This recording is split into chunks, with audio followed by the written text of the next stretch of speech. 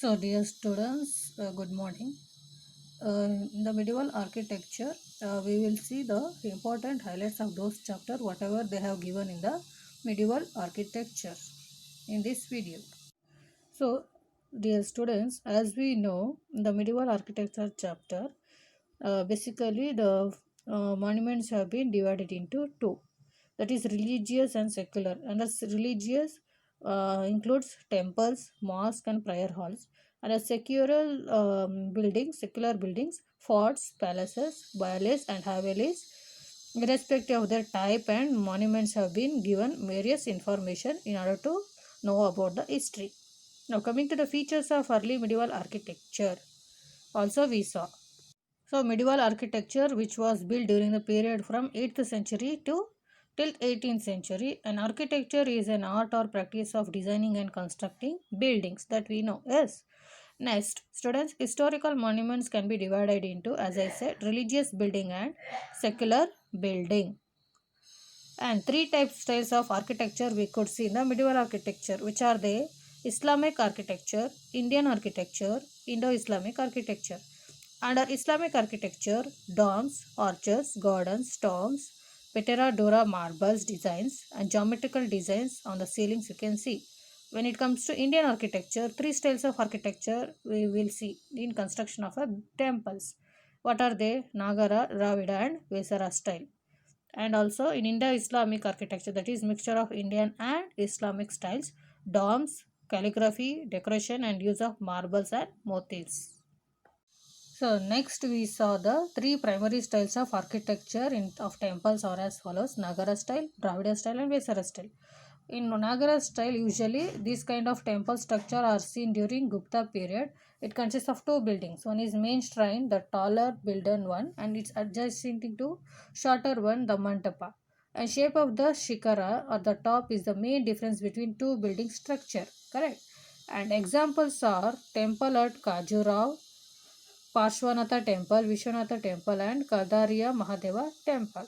Students, moving further, Dravidian style. It was developed during the 7th century in the southern India, and it is mostly common in pyramid elevation of the tower. The tower is built in the pyramid shape. And Dravidian architecture consists of what? More four main parts: Gopuram or gateways, Mantapa or pillared prayer hall, Garbhagruha, Pradakshina path. And highlight point is it's a multi-storied pyramid shape, the towers called Vimanas. And during the Chola and Pallava dynasties, Shore temple, Kailasanatha temple, and Meenakshi temple, and Ratha temple, and this kind of architecture was developed. Now coming to the Vesara style, it was developed in which region? Deccan region. And it consists of what? Hybrid style, that is both mixture of Nagara style and Dravidian style. And during which period we can see this? Chalukyas, Hoysalas, Rashtrakutas were built during these kinds of times of temples.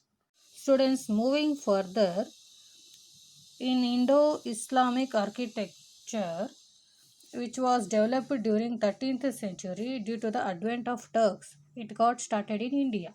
And what it contains, basically courtyards surrounded by colonnades, balconies with ornate brackets, and also main designs were used like domes, arches, motifs, mosaics, mihrabs, and minarets.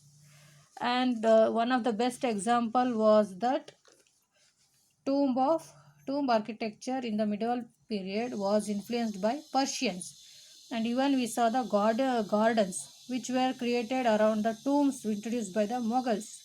Fort also one of the festival feature of the Mughal architecture, and walled forts to safeguard against enemy attacks. So India influences in these influences can be seen in the forts. Akbar Fort at Agra with ornate designs were built. Like Lahore Fort included Shesh Mahal and the Naulaka Pavilion. Next, features of medieval architecture when we see what they used, basically they used arches, domes, beams, and balconies, and use of redstone, bricks, stone covered with the plaster as building material. So students, they also included decorative carvings, floral paint designs, geometric designs, calligraphy. And also students, you can see the engraving of Quranic verses on the walls, that is poems about Quranic Qurans poems. So students, as we are studied about the medieval architecture, who are the roles comes in basically Delhi Sultans and the Mughal, right? During Delhi Sultan, how the architecture was, monuments like Qutub Minar by Qutub bin Aibak, Adai Din Ka Jaunpura by Qutub bin Aibak, Alai Darwaza, Tughlaqabad Fort, Firoz Shah Kotla, Bara Gumad, Tomb of Sikrand Lodi. So all these were monuments which were built during the Delhi Sultanate period. And coming to the different dynasties were ruled: Slav dynasty or Mamalik dynasty, Tughlaq dynasty, Khilji dynasty, Sayyid dynasty, and Lloydi dynasty. Among that, during Slave dynasty, Qutb bin Aibak built two mosques, which are there: Kuwait ul Islam in Delhi and Adayda Dinka Jaunpura in Ajmer. These you two know, right? So students, Qutub Minar Tower, which was dedicated to the famous Sufi saint called Qutb bin Bakhtiyar Kaki. So next, during Khilji dynasty, that Alauddin Khilji built what? Alaya Darwaza, a gateway to the Qutub complex, which consists of Alai Minar, the Siri Fort, the Hausi I Alai, the Azar Situr, a palace of 1,000 pillars it consists of. And coming to the Tughlaq dynasty, what they built during Tughlaq dynasty. So students, Tughlaqabad was constructed during the Tughlaq period. And Firoz Shah Tughlaq, what he did, he repaired the Qutub Minar and added the topmost story to it.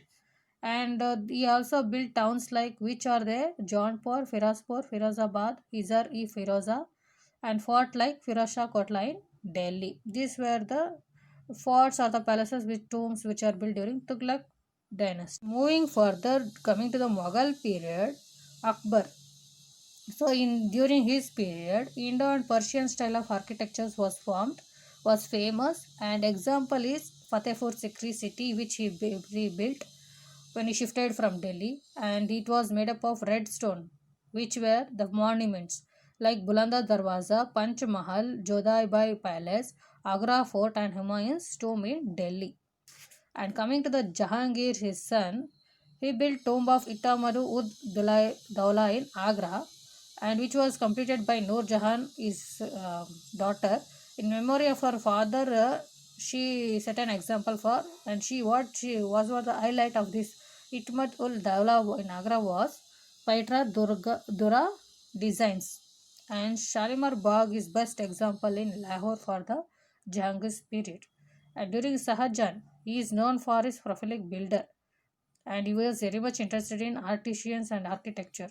One of the famous monuments was Taj Mahal, which was used with the domes and four minarets, and used white marble, which was built in Agra in memory of home Mumtaz Mahal. And even Moti Masjid in Agra Fort is one best example during the Shahjahan's period for the architectural designs. So students, next moving on further, we saw in 1639 Shahjahan shifted his capital to Delhi. He built a new Delhi. What was that name? Shahjahanabad. With the walls of this city, he constructed what? Red Fort and Jama Masjid. And Red Fort consists of Diwan Ayam and Diwan I Khas. That is for the administration purpose. And Shahjahan period, what and all we can see is during Shahjahan period, along with the Taj Mahal, Red Fort, Jama Masjid, Jahangir's Muslim, that is the tomb, Lahore Fort, Moti Masjid located in Pakistan. Coming to the Aurangzeb, architecture was declined during his reign because he was very much interested in expanding empire. So he was not much interested in architectural styles or in building of those things, monuments. So we can see only in the 15th century birth of many regional kingdoms when it took place in Vijayanagar, Bahamani kingdoms and kingdom of Gujarat and other regions. The artisans migrated from to the regional kingdoms. So their works can be seen in the Atala Mosque, Indola Mahal, Jami Masjid, Jahal Mahal, Gol Gumbaz, Virupaksha Temple, Kirtistamba, Chittur. These were the highlights of these artisans who shifted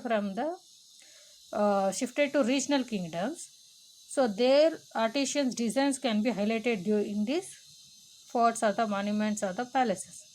And another one was during Aurangzeb period, Bibika Bakbara tomb of his queen. Her name was Rabia ud Durrani was built by him, and which is also called as mini Taj Mahal. So students, this was the highlights of the medieval architecture chapter. Basically, in the medieval period, which all the rulers they have ruled during those period, which were the forts, fort, palaces, tools were constructed, which kind of architectural designs were used, implemented in that period. That was the main highlight of this chapter. So students, thank you. Please go through the chapter. If you have the textbook once, you please go through it. Tomorrow we'll discuss about this chapter once again before going to the new chapter. Thank you.